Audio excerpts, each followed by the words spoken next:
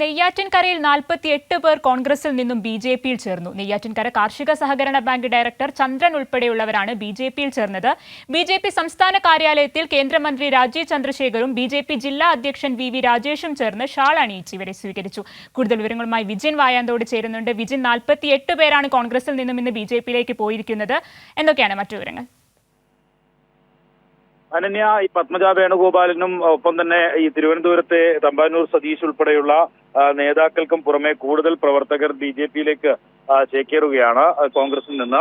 നേരത്തെ തന്നെ ബി.ജെ.പി നേതാക്കൾ ഇക്കാര്യമാണ് വ്യക്തമാക്കിയത്. കൂടുതൽ പ്രവർത്തകരും നേതാക്കളും തെരഞ്ഞെടുപ്പോടെ ബി.ജെ.പിയിൽ എത്തും എന്ന് വ്യക്തമാക്കിയിരുന്നു. അതിന്റെ തുടർച്ചയായിട്ടാണ് ഇപ്പോൾ നെയ്യാറ്റിൻകരയിലെ 48ഓളം വരുന്ന ബി.ജെ.പി പ്രവർത്തകർ കോൺഗ്രസ് പ്രവർത്തകർ ബി.ജെ.പിയിൽ ചേർന്നിരിക്കുന്നത്. നെയ്യാറ്റിൻകര കാർഷിക സഹകരണ ബാങ്ക് ഡയറക്ടർ ചന്ദ്രൻ ഉൾപ്പെടെയുള്ളവരാണ് ഇപ്പോൾ ബി.ജെ.പിയിൽ ചേർന്നിട്ടുള്ളത്.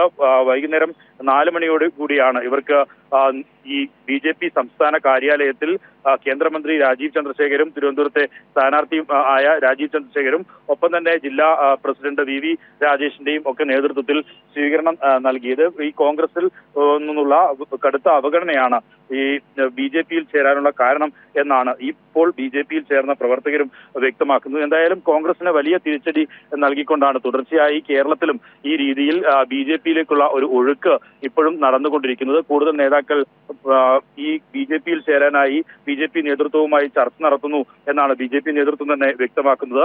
ജില്ലയിലെ പ്രധാന നേതാക്കൾ ഉൾപ്പെടെ ഏകദേശം മുൻ എം.എൽ.എ ഉൾപ്പെടെ 4ഓളം പേരാണ് ഇപ്പോൾ ബി.ജെ.പി നേതാക്കളുമായി ആശയവിനിമയം നടത്തിക്കൊണ്ടിരിക്കുന്നത് എന്നാണ് മനസ്സിലാക്കാൻ കഴിയുന്നത്. അങ്ങനെയെങ്കിൽ കൂടുതൽ പേർ ബി.ജെ.പിയിലേക്ക് എത്തുന്ന ഒരു സാഹചര്യമായിരിക്കും ഉണ്ടാവുക. അനന്യ, നെയ്യാറ്റിൻകരയിൽ 48 കോൺഗ്രസ് പ്രവർത്തകർ ബി.ജെ.പിയിൽ ചേർന്നു. കൂടുതൽ വിവരങ്ങൾ നൽകുകയായിരുന്നു വിജിൻ വായാന്തോട്.